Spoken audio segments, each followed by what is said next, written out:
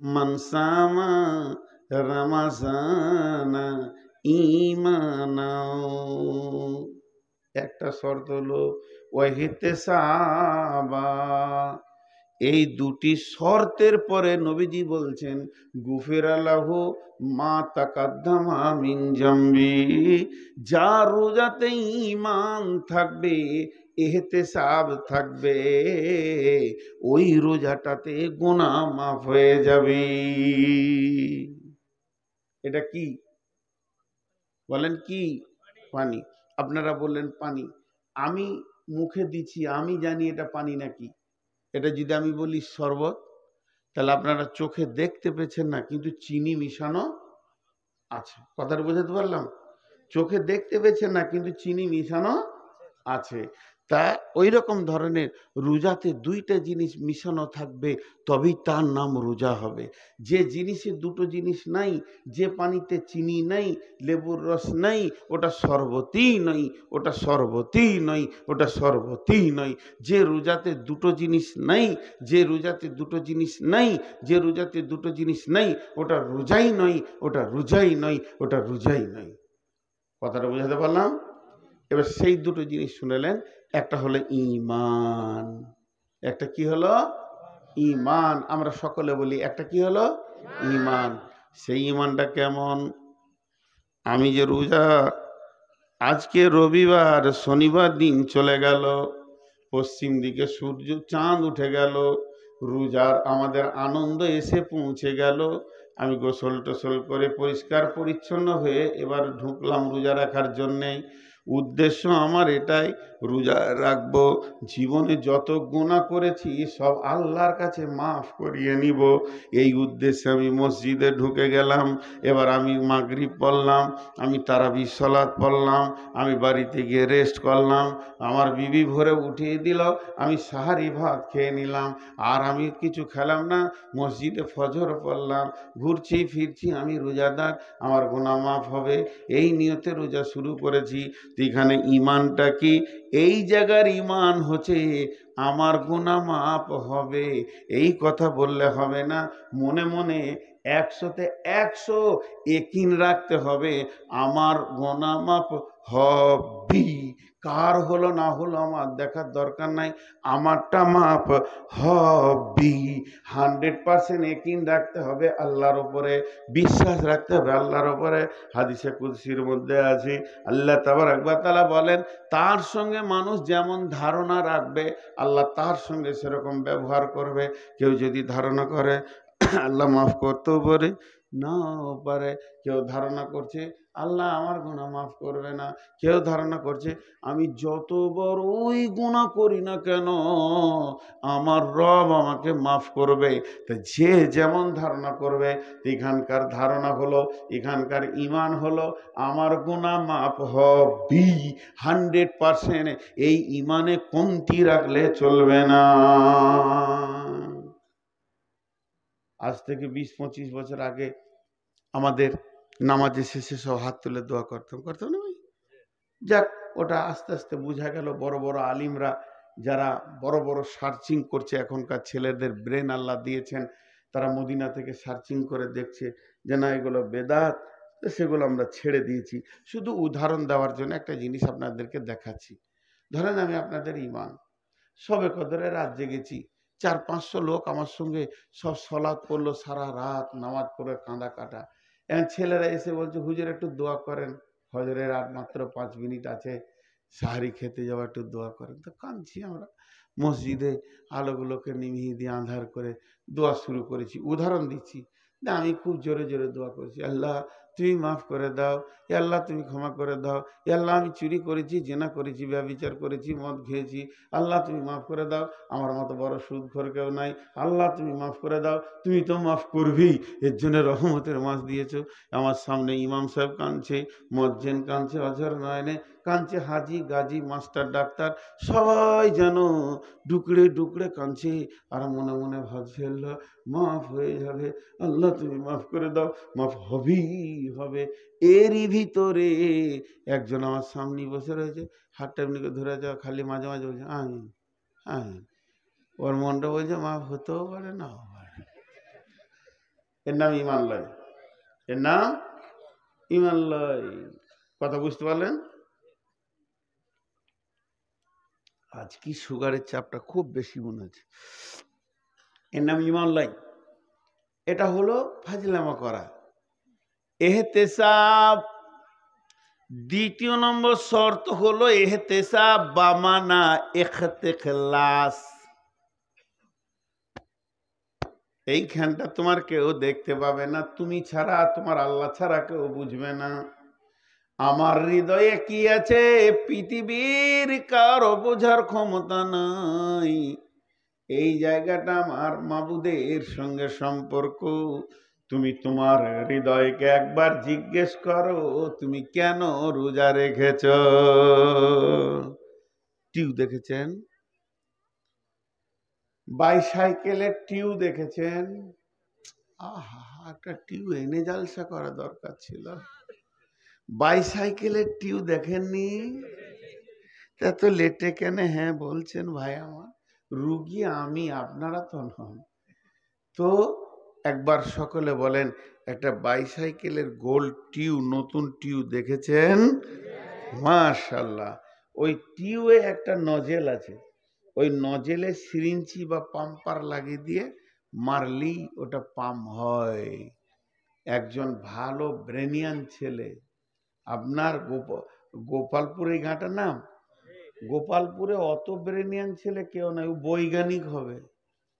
একটা নতুন টিউ নিয়েছে, নজেলে সিরিঞ্চিটা দিয়ে মারছে, আর ফাঁস মারছে, আর 1.5 ঘন্টা চালিয়ে ক্লান্ত হয়ে গেছে, পাম হচ্ছে না।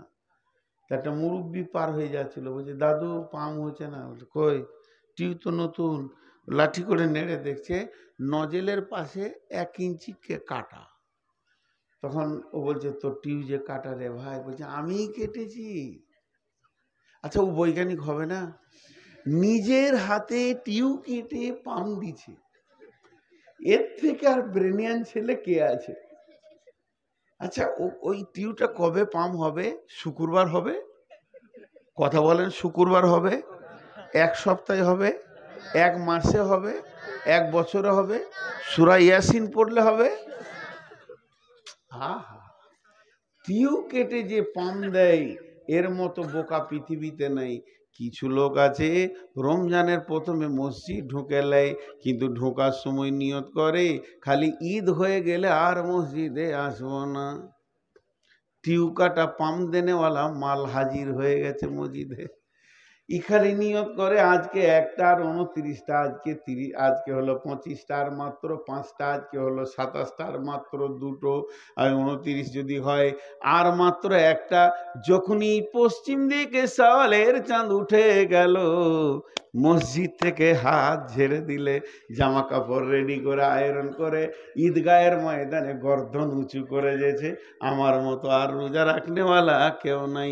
ঈদের নামাজ পড়ে বিড় করে মসজিদকে বলছে, মসজিদ রে 1 মাস এসেছিলাম, খুব দুপুদুপি করেছি, মাফ করে দিস, আর আসবো না। পারলে জুমার দিনে দেখবো, না পারি তো মাফ করে দিস, আর আসবো না। তার মানে টিউয়ের একদিক কাটা আছে ওর। ও প্রথমেই নিয়ত করে মসজিদে ঢুকেছে, রোজার পরে আমাকে আর পাওয়া যাবে না।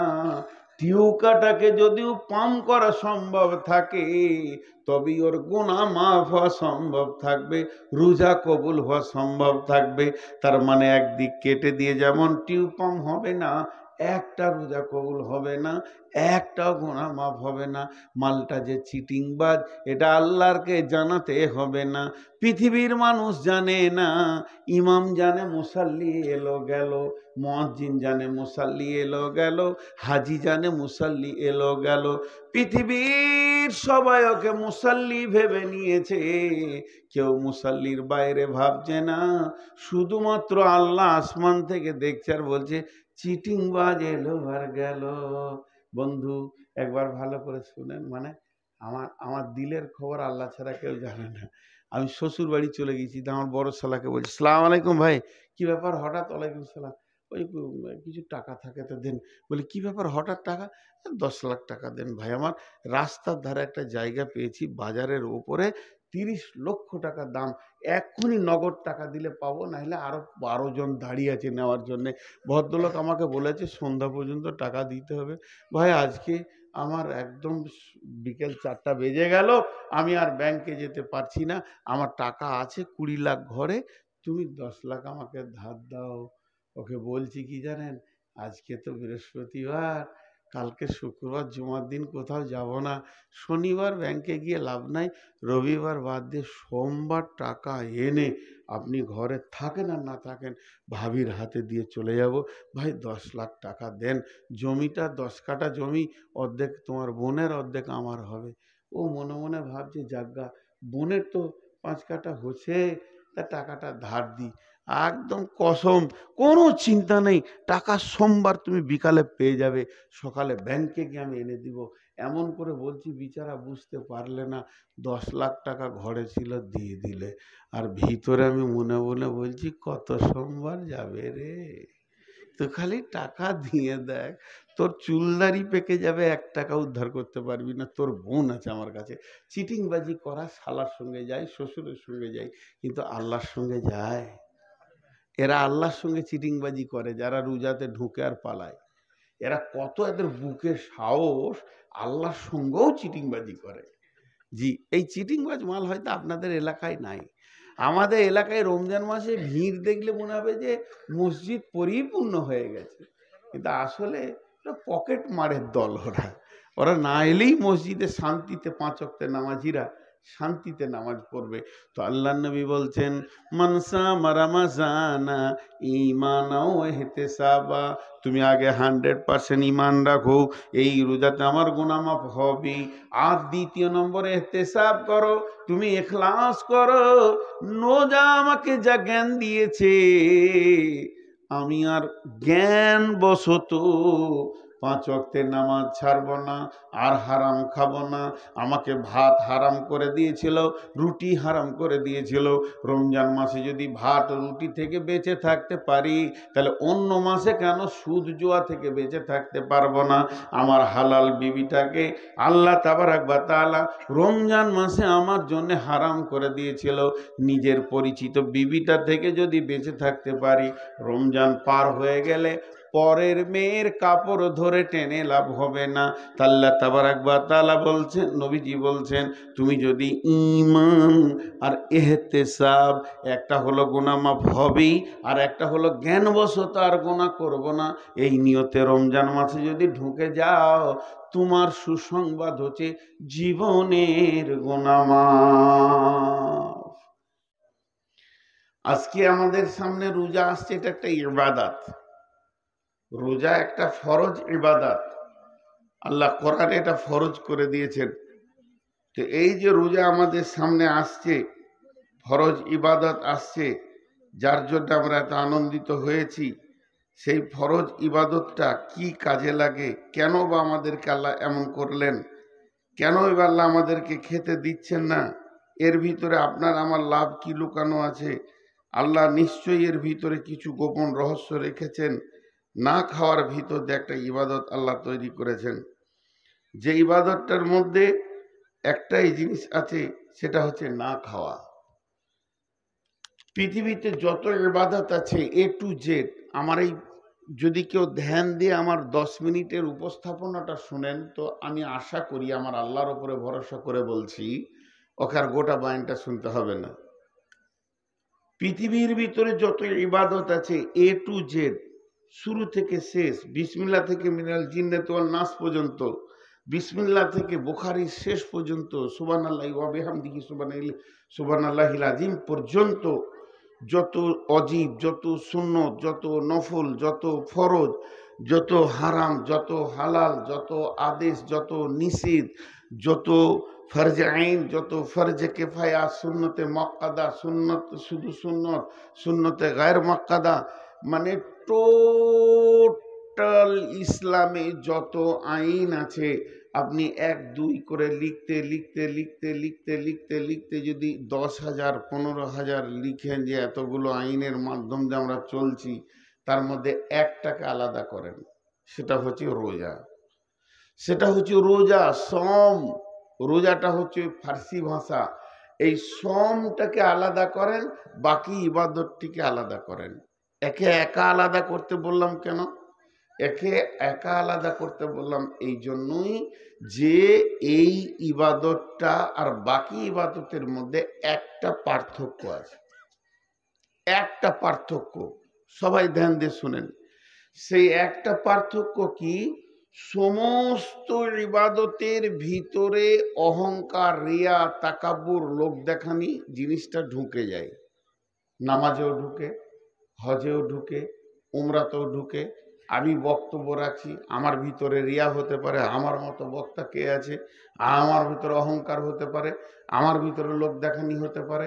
এই যে যত ইবাদত আছে, দান, খয়রাত, যা বলবেন আপনি, সবের ভিতরে রিয়া বা অহংকার ঢুকতে পারে। একটি ইবাদত আছে, একটি আর জোড়া নাই। সেই ইবাদতটার নাম হচ্ছে সোম, যার ভিতরে কোনো রিয়া বা অহংকার ঢুকে না, ঢুকতে পারবে না, ঢোকার কোনো অপশন নেই, ঢোকার কোনো রাস্তা নেই। যতজন রোজা রাখে সবাই আল্লাহর জন্যই রাখে এবং এখলাসের সঙ্গেই রাখে। প্রত্যেকের দিলে এখলাস এবং আল্লাহর জন্য রোজা রাখা হয়, রিয়া অহংকার ঢুকে না। এটা হয়ে গেল রোজার শেষ কথা। এবার আল্লাহ কি বলছেন? বিসমিল্লাহির রহমানির রহিম। ইয়া আইয়ুহাল্লাযীনা আমানু কুতিবা আলাইকুমুস সিয়াম কামা কুতিবা আলাল্লাযীনা মিন ক্বাবলিকুম। ভাই পেছন দিক থেকে মোবাইলের লাইটটা বন্ধ করেন, নাহলে আমি চেয়ার থেকে পড়ে যাব। ও লাইট আমি নিতে পারি না। আপনি রেকর্ড করতে হবে না, তাও ভালো, নাহলে মোবাইল লাইট বন্ধ করেন। ভাষাগুলো শুনেন, আল্লাহর রাস্তা দিয়ে বলছি। ইয়া আইয়ুহাল্লাযীনা আমানু, হে ঈমানদারেরা, কুতিবা আলাইকুমুস সিয়ামু, আমি তোমাদের ওপরে লিখিতভাবে, রেজুলিশনকৃতভাবে রোজাকে ফরজ করে দিলাম। রোজা রাখতে হবে এ কথা যদি কেউ বলে তো সে ভুল বলবে, বরং বলতে হবে রোজা রাখতেই হবে, এতটা ফরজ করে দিলাম। আকিল, বালিগ, বালিগা, যার জ্ঞান বুদ্ধি ঠিক আছে, যে লোকটা ব্যাচেলিয়ার হয়ে গেছে, যে মেয়েটি ব্যাচেলিয়ার হয়ে গেছে, বয়সে এসে গেছে, তার জন্যে রোজাকে আমি ফরজ করে দিলাম। কেমন ফরজ করলাম? যদি এই উম্মতের ধারণা থাকে যে শুধু আমাদের ওপরই রোজা ফরজ হলো, জি না, কামা কুতিবা আলাল্লাযীনা মিন ক্বাবলিকুম, যেমন তোমাদের পূর্বপুরুষের উপরেও রোজা ফরজ ছিল, তার মানে আগের নবীর উম্মতদেরও রোজা ফরজ ছিল, ওই রকম ফরজ আজও আমি তোমাদের জন্য বানিয়ে দিলাম। অতটাই ফরজ করে দিলাম, রোজা রাখতেই হবে। আয়াতটা স্টপ করে দিলাম দুটা শব্দ বাকি রেখে। আয়াতটাকে স্টপ করে দিলাম দুটা শব্দ বাকি রেখে। এখন দুটি কথা বলবো, আল্লাহকেই জিজ্ঞেস করি। সবাই মিলে আমরা আবদারের সঙ্গে জিজ্ঞেস করছি, আল্লাহ রোজা কাকে বলে? রোজাটা কেমন? ওর কালারটা কেমন? রোজা ইবাদতটা কেমন? আল্লাহু আকবার। ইসলামের বুনিয়াদ হচ্ছে পাঁচটা। বুনিয়াল ইসলাম আলা খামসিন, শাহাদাতি আল্লাহ ইলাহা ইল্লাল্লাহ ওয়া আশহাদু আন্না মুহাম্মাদান আবদুহু ওয়া রাসূলুহু, ওয়া ইকামাস সালাতি ওয়া ইতাইজ যাকাত ওয়া সাওমি রমাযান ওয়া হজ্জিল বাইতি মান ইসতাতাআ ইলাইহি সাবিলা। ইসলামের বুনিয়াদ পাঁচটা। একটা মিনিট, 3টে মিনিট এখানে একটু সময় দেন আপনারা ব্রেনকে খুলে। তার মধ্যে হলো একটা কালেমা, আমি বেঈমান, আপনি রাগ করে আমার দিকে আঙ্গুল তুলে বলছেন আপনি বেঈমান, মেনে নিলাম আপনার চোখে আমি বেঈমান, কিন্তু আমি যখন শাহাদাতে সাক্ষী দিব কালেমার, আশহাদু আল্লাহ ইলাহা ইল্লাল্লাহ ওয়া আশহাদু আন্না মুহাম্মাদান আবদুহু ওয়া রাসূলুহু, আপনি আর বেঈমান বলার অধিকার রাখেন না, আপনি আর আমাকে বেঈমান বলার অধিকার রাখেন না। আমরা এখানে এতগুলি লোক বসে আছি, কোনো একটা বিধর্মী এসে এখানে কালেমা শাহাদাতের সাক্ষী দিল, তো আপনারা সবাই বুঝতে পেরে গেলেন কি নারী, কি পুরুষ, কি শিশু, কি বৃদ্ধ, কি বুঝলেন যে আজকে এই লোকটা কালেমা পড়ে ইসলামে ঢুকলো। তাহলে কালেমা শাহাদাতের সাক্ষী দেওয়া, এটা বোঝা যাচ্ছে যে সে কালেমা শাহাদাতের সাক্ষী দেয়, আল্লাহকে আল্লাহ মানে, রসুলকে রসুল মানে। একটা ঝামেলা মারলাম। নাম্বার 2, আপনি মসজিদে বসে বসে তসবিহ করছেন সুবহানাল্লাহ সুবহানাল্লাহ, আর আমি গিয়ে নামাজ ধরলাম আল্লাহ আকবার, ইনি ওইদিকে পার হয়ে যাচ্ছেন, আপনি বলবেন যেন না, নামাজ পড়ছে। আমি যে কিয়াম করছি, আমি রুকু করছি, আমি সাজদা করছি, আমি তাসাহুদে বসছি, তো ওঠা বসা দেখে মনে হচ্ছে লোকটা নামাজ পড়ছে, লোকটা সালাত পড়ছে, লোকটা তার আল্লাহর কাছে যে স্বীকার করেছে আমি তোমার গোলাম, সে গোলামিত্ব করছে, বোঝা গেল। নাম্বার 3, আমার মাল মেলাই, অনেক মালের আমি মালিক, এখন আমি রমজান মাস এসছে, জাকাত দিব, আমি যখন জাকাত দিচ্ছি তখন আপনি বুঝতে পারছেন লোকটা জাকাত দিচ্ছে, মালের ট্যাক্স বের করছে, মালকে পবিত্র করছে। জাকাত শব্দের আবিধানিক অর্থ হলো পাক করনেওয়ালি, পাক করনেওয়ালি, মালকে পবিত্র করছে, এটাও বোঝা গেল। নাম্বার 4, আমি সমস্ত পোশাককে ছেড়ে দিয়ে সাদা পোশাক পরেছি, একটা নিচে একটা গায়ে নিয়েছি, বাইতুল্লাহতে গিয়ে আল্লাহকে ডাকছি, আল্লাহর নাম নিয়ে বেরিয়ে গেছি, লব্বাইক আল্লাহুম্মা লব্বাইক লব্বাইক লা শারীকা লাক লব্বাইক ইন্নাল হামদা ওয়ান নি'মাতা লাকা ওয়াল মুলক লা শারীকা লাক। সবাই বুঝতে পারছে যে লোকটা হজ করছে। তাহলে কালেমা বোঝা গেল, নামাজ বোঝা গেল, হজ বোঝা গেল, আপনার কিনা জাকাত বোঝা গেল। তো রোজাটা কেমন? জি, রোজাটা কেমন? তোমায় ভালোবাসি আল্লাহ, তোমায় ভালোবাসি, তোমায় ভালোবাসি বলে তোমার কাছে আসি, শপথে সে সন্তোষিতে ভরা একটি মাস, উষা হতে নিশাবতী থাকি উপবাস। আমি রোজা রাখবো কেমন করে? আল্লাহ রোজার রূপটা বলে দেন, রোজার বর্ডার বলে দেন। আল্লাহ নবীজি সলাতের বর্ডার বলেছেন যে তাসলিমু তাহলিলুহা ওয়া তাকবীরু তাহরিমুহা, তুমি যখন তাকবীরে তাহরিমা বাঁধবে এটা নামাজের শুরু হবে, আর যখন তুমি সালাম ফিরবে তো তোমার নামাজ শেষ হয়ে যাবে। তাহলে নামাজের একটা বর্ডার পেলাম। তাহলে রোজা কাকে বলে? রোজা হলো তুমি সুবে সাদেকের আগে সমস্ত খাওয়া পান করা ক্লিয়ার করে নেবে, তোমার প্রয়োজন মতো তুমি খাবে, সাহারি খাও, সাহারির ভিতরে বরকত লুকানো আছে, আল্লাহর নবী বলেছেন। তাহলে আপনারা আমরা সাহারি খেয়ে নিলাম, এরপরে তুমি খেতে পাবে না, সকালে চা চলবে না, মাছ মাংস চলবে না, রুটি ভাত কিছুই চলবে না, দুপুর বেলায় 1 গিলাস পানি আমি বেশি কিছু চাই না, বলে এটাও তোমার চলবে না। চলবে না তো চলবে না, গরুবু শামস পর্যন্ত চলবে না, যতক্ষণ পর্যন্ত সূর্য না ডুবেছে অতক্ষণ পর্যন্ত চলবে না।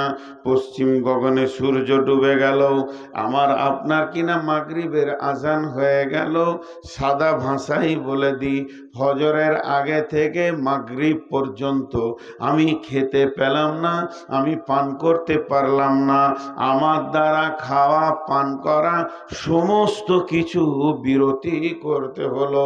শুধু তাই নয়, এই পর্যন্তই শেষ নয় বন্ধুরে, যদি আল্লাহকে বলি আল্লাহ পৃথিবীর মহিলা তো আমার জন্য হারাম, তবে একটা মেয়েকে আমি হালাল করেছি, যাকে আমি মহারানা দিয়েছি, যাকে আমি বিবি বলে কাছে এনেছি, ওই মহিলাটা তো আমার জন্য হালাল। তাহলে এই ক্ষুধার্ত অবস্থায় একটু সময়টা কাটিয়ে নেব, দুপুর বেলাটা জোহর থেকে আসর পর্যন্ত স্বামী স্ত্রীর দৈহিক আনন্দটা করে নিব। আল্লাহ বলছে খবরদার চলবে না।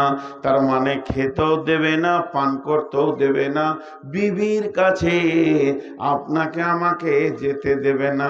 চারিদিক থেকে যেন আমি প্রতিবন্ধকতার ভিতরে পড়ে গেলাম। এখন আল্লাহ তাবারাক ওয়া তাআলা বলছেন, কেন আমি এই রোজাকে এত সম্মানী বানিয়েছি। ইন্নামা ইয়াতরুকু তাআমাহু ওয়া শারাবাহু, আর আমার গোলামেরা তারা আমার জন্য খাওয়াটা ছেড়েছে, আমার জন্য পান করা ছেড়েছে, আমার জন্য বিবির সঙ্গে সম্পর্ক ছেড়েছে। আমি আল্লাহ হুকুম করে দিয়েছি, তাদের জবানকে তারা বন্ধ করে দিয়েছে। এর জন্যে রোজার বদলা আমি আল্লাহ নিজে হব। তার মানে না খাওয়ার নাম হলো রোজা। সাদা ভাঁটায় দুটি কথা বললাম, এবার আমি একটু যুক্তিতে যাব 5টা মিনিট, তারপর আবার কোরআনের আয়াতে আসব। যুক্তিটা কি? যে আল্লাহ আমাদেরকে খেতে দিল না, পান করতে দিল না। একটা হলো মহব্বত, একটা হলো রাগ। একটা হলো মহব্বত, একটা হলো রাগ। জি, মানুষ রাগে, দুটা কথা আগে বেড়ে যাচ্ছে। আমার ভিতরও রাগ আছে। যে পুরুষের রাগ নাই সে পুরুষ নয়, সে হিজড়ে। জিহাদের মতো ইবাদতটা করতে গেলে রাগের দরকার আছে। উজুবিহীন যেমন নামাজ হয় না, উজুবিহীন নামাজ হয় না, উজু ছাড়া নামাজ হয় না, রাগ ছাড়া জিহাদের মতো ইবাদতটা হবে না। রাগ ছাড়া মানুষের একটা অভ্যাস আছে, আমি যখন খুব যদি রেগে যাই, 5 জন এসে বলবো আপনি মৌলবি মানুষ, রাগ করছেন কেন? তার মানে মৌলবিদের জন্য জিহাদ কি মাপ আছে? মাপ নাই। তাহলে রাগ আমাকেও রাখতে হবে। আর পজিশন বুঝতে হবে যে মানুষকে কখন কথা বলতে হয়, কখন মিষ্টি বলতে হয়, কখন। আমি রেগে আছি, আপনি মিষ্টি করে বলেন। আপনি রেগে আছেন, আমি মিষ্টি করে বলবো, তবেই পৃথিবী চলবে। জি ভাই, এক হুজুর মৌলানা সাহেব মানুষ বাথরুমে যাচ্ছে তাড়াহুড়ো করে বালতি নিয়ে, এখন ওর নিম্ন চাপ উঠেছে, এমন সময় গিয়ে একজন বলছে আসসালামু আলাইকুম। কেমন লাগবে? কাপড়ে পায়খানাই হবে। এই অবস্থায় পজিশন বুঝতে হয়। কিছু ছেলে আছে পজিশন বোঝে না।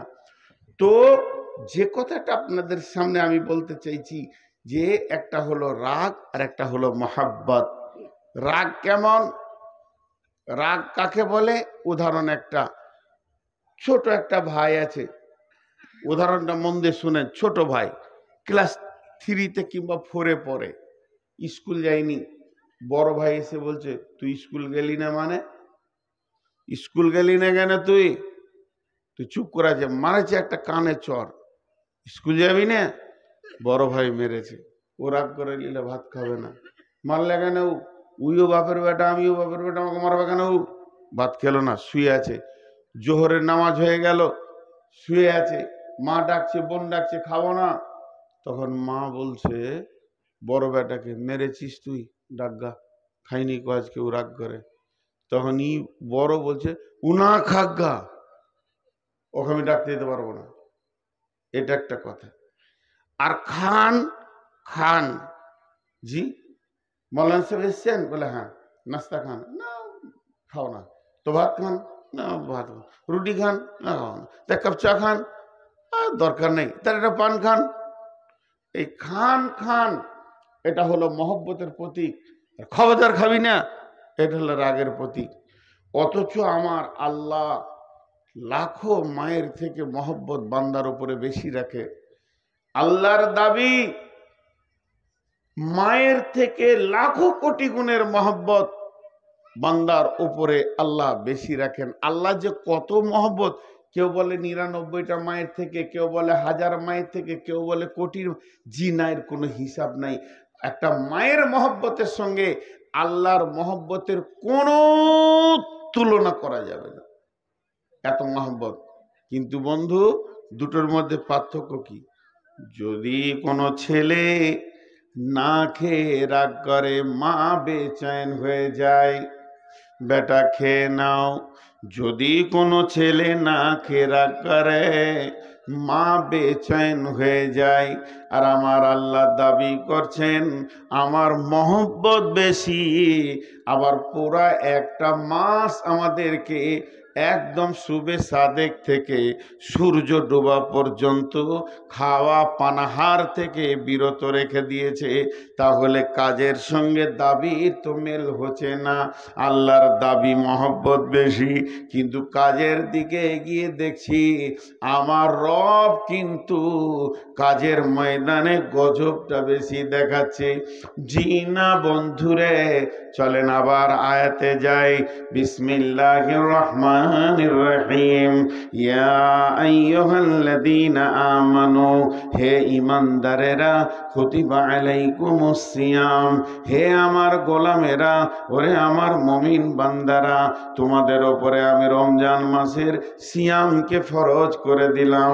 একদম অপরিহার্য বিবেক যদি তোমার থাকে, যে শর্তগুলিতে তুমি মাপ পাবে, সফরে পাবে, অসুস্থতে পাবে, পরবর্তীতে রেখে নেবে, মেয়েদের মেন্স হলে পাবে, পরবর্তীতে রেখে নেবে, সমস্ত শর্তকে ধরে বাদ দিয়ে তোমাদের ওপরে আমি ফরজ করে দিলাম, যেমন ফরজ করেছিলাম তোমাদের পূর্বপুরুষের ওপরে।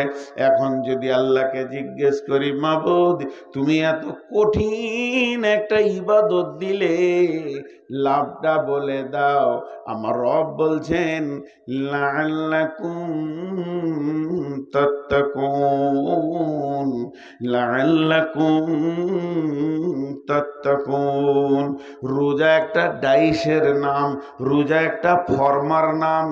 ইটের যেমন ফর্মা আছে, টালির ফর্মা আছে, ওখানে মাটি দিলে ইট হয়ে যায়, ওখানে মাটি দিলে টালি হয়ে যায়, তেমনি রোজা একটা ফর্মার নাম। এর ভিতরে যে ঢুকবে ও মুত্তাকি হয়ে যাবে।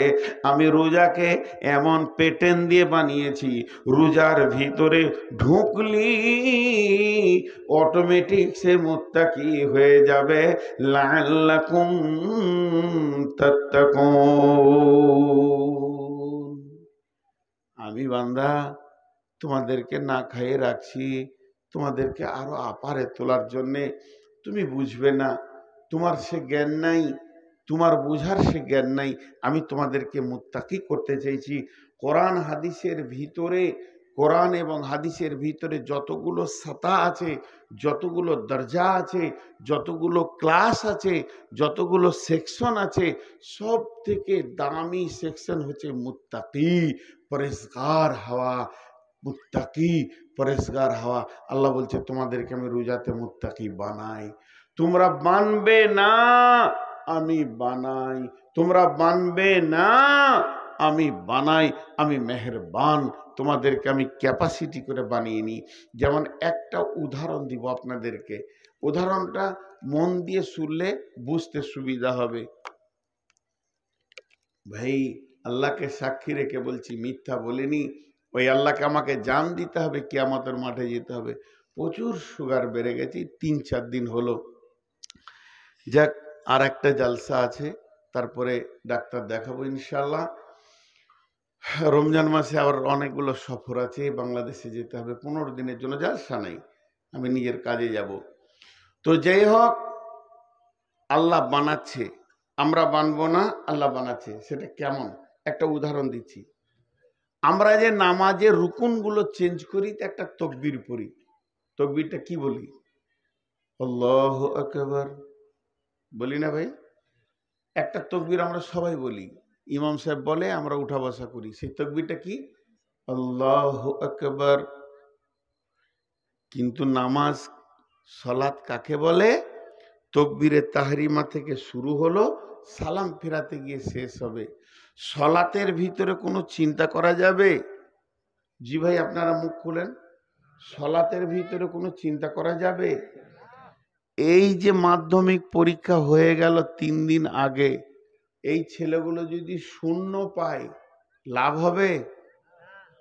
একবার আপনারা আমার সঙ্গে 2 মিনিট কথা বলেন, শূন্যর কোনো মূল্য আছে? ডান দিকে যদি বসে, হ্যাঁ, যদিও শূন্য ঠিক জায়গায় বসালে 10 গুণ বেড়ে যাবে। বাড়বে কি বাড়বে না? তাহলে শূন্যরও মূল্য আছে। তো হারাম, হারাম, হারাম ভালো জিনিস না খারাপ জিনিস? সবাই বলেন হারাম ভালো না খারাপ? জি, কিন্তু হারাম খারাপ। কাবা শরীফের নাম হচ্ছে হারাম শরীফ। কাবার নাম হারাম। মক্কাওয়ালারা জিজ্ঞেস করে হারাম হারাম, গাড়িওয়ালারা বলবে হারাম হারাম হারাম। আপনি হারামে যাবেন, তাহলে ওটা ভালো না খারাপ? এবার ভেজাল লেগে গেল, ওটা ভালো। এবার পৃথিবীর সব থেকে বড় ইবাদত হচ্ছে সালাত। এর থেকে বড় ইবাদত আর নেই। এটা আল্লাহ বান্দা বান্দা আল্লাহ হয়ে আছে, এখনো কোনো ফেরেশতা মাঝে ঢুকেনি। তো এই এই এই সালাতের প্রথম তাকবীরটার নাম কি? তাকবীরে তাহরিমা। সবাই বলেন তাকবীরে, বাংলায় বলেন হারাম তাকবীর। ওর নাম হারাম কেন হলো এবার বলেন? হারাম দিয়ে শুরু হলো নামাজ, আর শেষ হবে হালাল দিয়ে। কেন হারাম বলা হলো সবাই আপনারা জানেন, তাও বলে দিছি। আল্লাহ তাবারক ওয়া তাআলা নবী বলতে চাইছেন, যখন তুমি ওই তাকবীরটা পড়বে, তাকবীরে তাহরিমা, তার মানে তোমার দুনিয়া চিন্তা হারাম হয়ে গেল, ঘর বাড়ি চিন্তা হারাম হয়ে গেল, তোমার কাছে আর কোনো চিন্তা থাকবে না। আবার যখন তুমি সালাম ফিরবে, তোমার জন্য সব হালাল হয়ে গেল। ছেলের চিন্তা, বিবির চিন্তা, সংসারের চিন্তা, কারবারের চিন্তা, ব্যবসা বাণিজ্য, চাষবাস, চাকরি বাকরি, সমস্ত চিন্তা হারাম। তাহলে মধ্যখানে কিছুক্ষণ আপনাকে পৃথিবী থেকে বিচ্ছিন্ন হয়ে যেতে হবে, পৃথিবীর কারবার থেকে বিচ্ছিন্ন হতে হবে, তাকবীরে তাহরিমা থেকে সালাম ফেরা পর্যন্ত। এবার বলেন ওই সময় আমার মনটা কেমন থাকবে? বলে ওই সময় মনটা থাকবে, সহিহ বুখারীর হাদিস আছে, আল্লাহর নবী বলছেন, তুমি দেখো, তুমি মনে মনে চিন্তা করো আমি আল্লাহকে দেখছি। যদি তা না পারো, এত আপার লেভেলে যদি না যেতে পারো, এর থেকে লোয়ার আর একটা চিন্তা আছে, আমাকে আমার আল্লাহ দেখছে। এই ধ্যানই তোমাকে নামাজটা শেষ করতে হবে। এটাও তো আমার মনে থাকছে না। তো বিশ্বনবী একটা তাকবীর দিলেন, কি তাকবীরটার নাম হচ্ছে সামি আল্লাহ হুলিমান হামিদা। কখন? একবার আছে না? প্রতি রিকাতে একবার আছে কি না?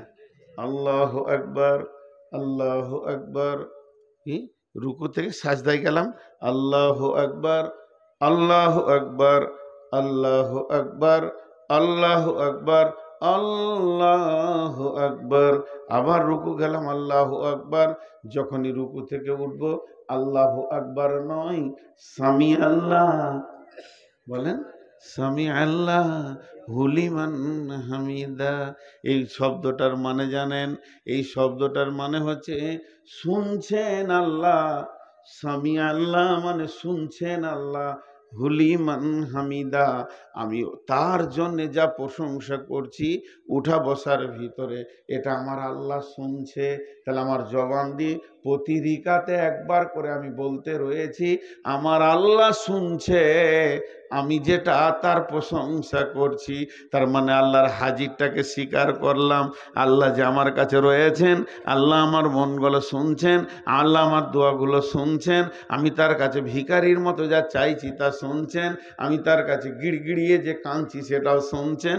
এই কথাটা প্রতি রিকাতে আমি বলতে রয়েছি।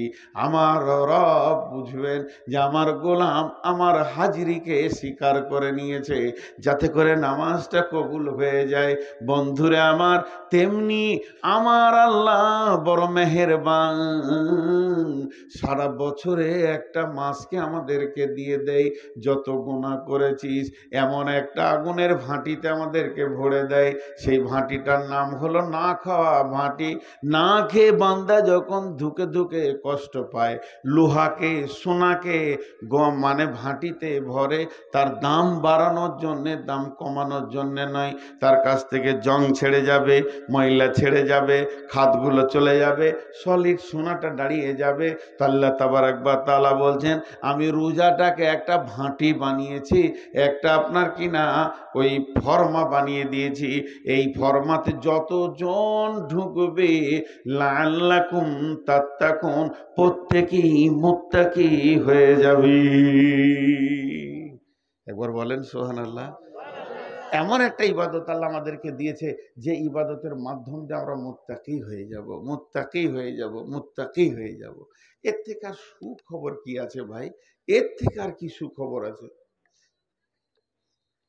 আল্লাহ আমাদেরকে বানিয়ে নিছেন। আহা,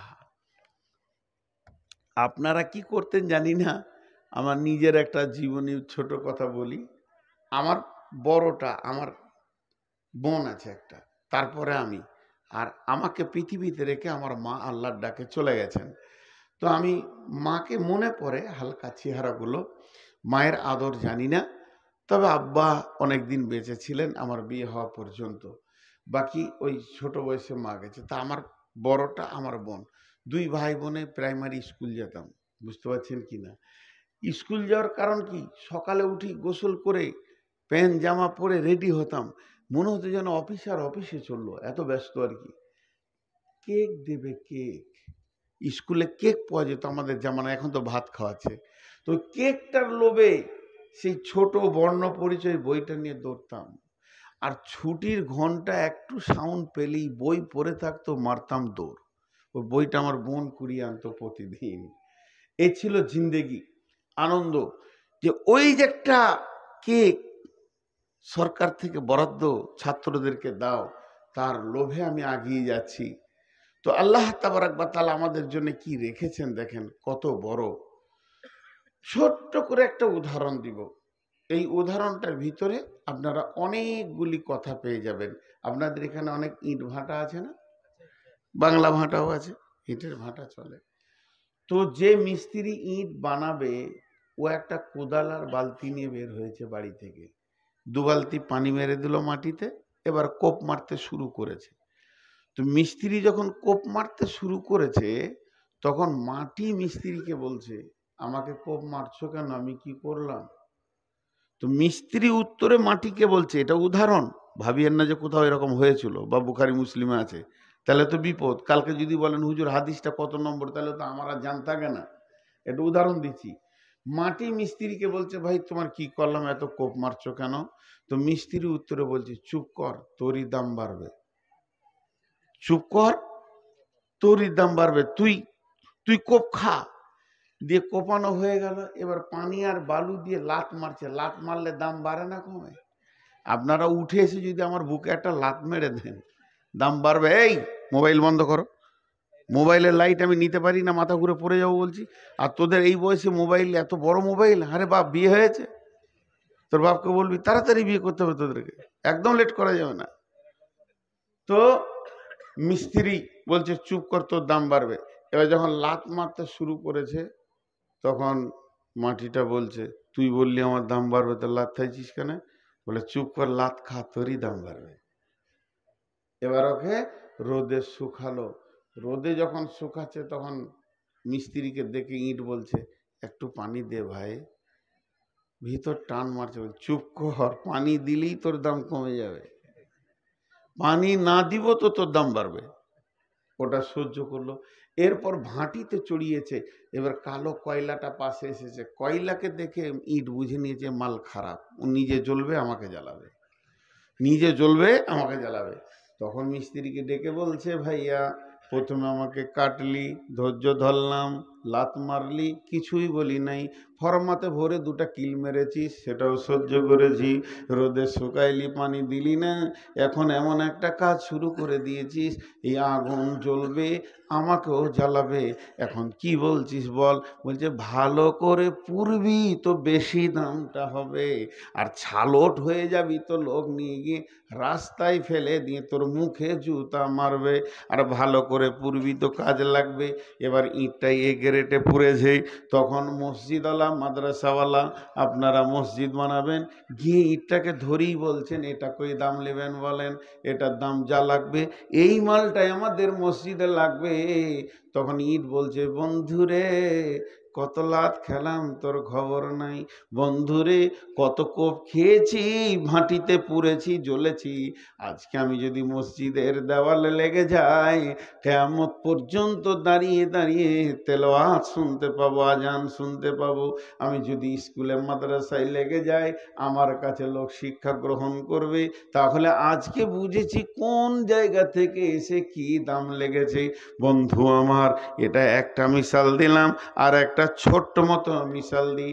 আমাদের বাম পাশে যারা রয়েছে মা বোন, এখানে সব মেয়ে ছেলে আছে, এরা শোনা পরে কানে, নাকে, হাতে, গলায় শোনা পরে কথা বলে না, ঘুমিয়ে গেলে পানি খাই। দেখেন কতবার খেলাম, এক দেখো কমেনি, জিভটা আটকে গেছে ভাই।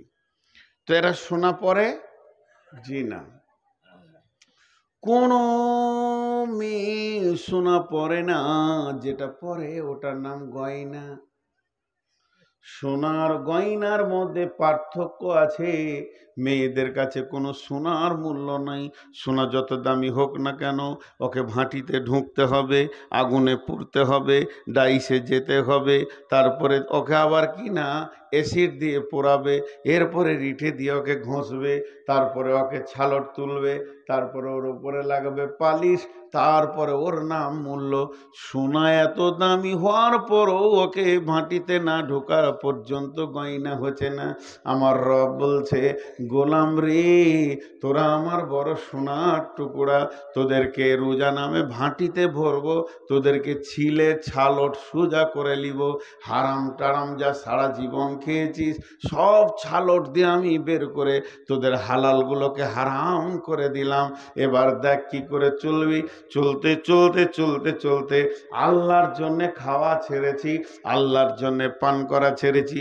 প্রচন্ড বৈশাখ মাস, রোজা চলছে, আর পিপাসায় ভিতরটা মরুভূমি হয়ে গেছে।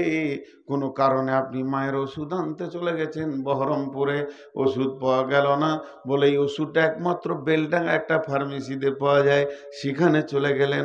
ওষুধ নিয়ে যখন বাড়ি ঢুকছেন 1:30 বেজে গেছে, পিপাসায় মনে হচ্ছে বুক ফেটে গেছে, মাথা তাঁতা করে ঘুরছে। বিবিকে বললেন কলটা চেপে দেন, কিংবা সাবমার্সেল চালিয়ে দিলেন, মাথার ওপরে ঠান্ডা পানিটা গোটা গা দিয়ে বয়ে পড়ছে।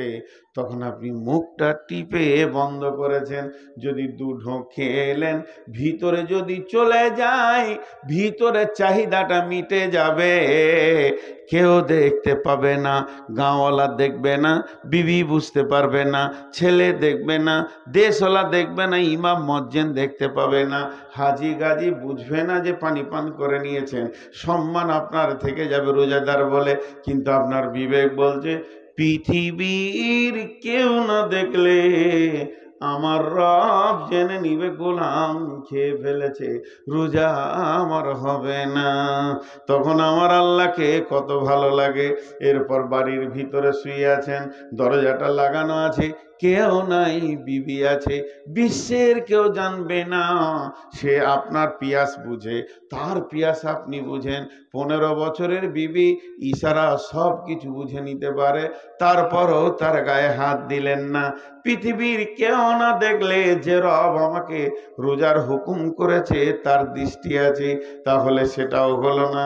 ঘরে বিবি নাই, বাইরে আছে, মা বাপ কেউ নাই, হুড়কাটা লাগিয়ে দিলাম, দরজার ছিটকিনিটা লাগিয়ে দিলাম।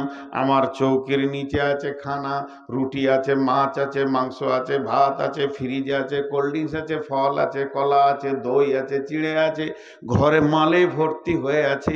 পেট ভরে খেয়ে যদি আসরে নামাজ পড়তে যায় পৃথিবীর কেউ জানবে না। শুধু মানুষ খায় না কেন, একমাত্র আল্লাহর ভয়ে খায় না।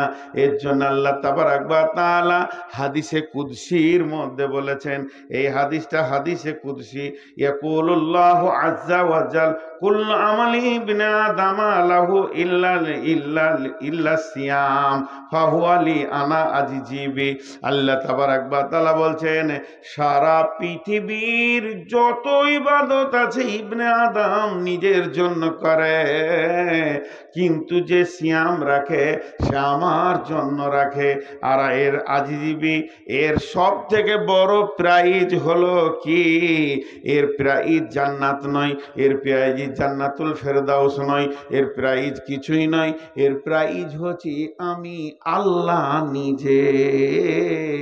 কিয়ামতের দিনে আমি রোজাদারদেরকে দেখা করতে যাব এবং বলবো, হাসরবাসী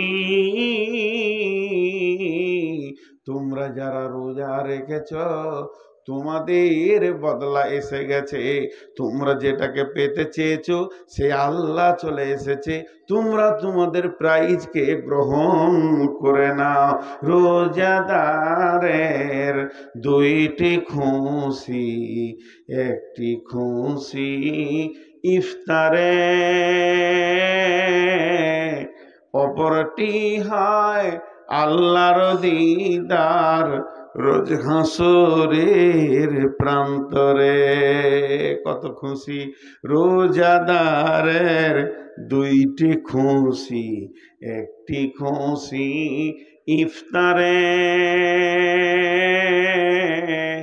অপরটি হয় আল্লাহর দিদার রোজ হাসরের প্রান্তরে। রোজাদারের দুটি খুশি, একটা হলো ইফতারে। ইফতার যখন খাবেন খুশিটা কি? সারাদিন না খেয়ে প্রথম খাবার মুখে দিচ্ছি একটা খুশি। নাম্বার দ্বিতীয় খুশি, আমি যে সারাদিন রোজাটা রাখলাম, আল্লাহ আমাকে রাখার তৌফিক দিলেন, আমার আমল নামাতে আজকে একটা রোজার নেকি লেখা হয়ে গেল, এটা একটা আনন্দ। 3 নম্বর ঈদুল ফিতর বলা হয়, ওটা হলো আনন্দের দিন। কেন? আজকে পহেলা শাওয়াল, আমার রব আনন্দ দিয়েছে আমাদেরকে, ঈদগাহে গিয়ে আনন্দ করব।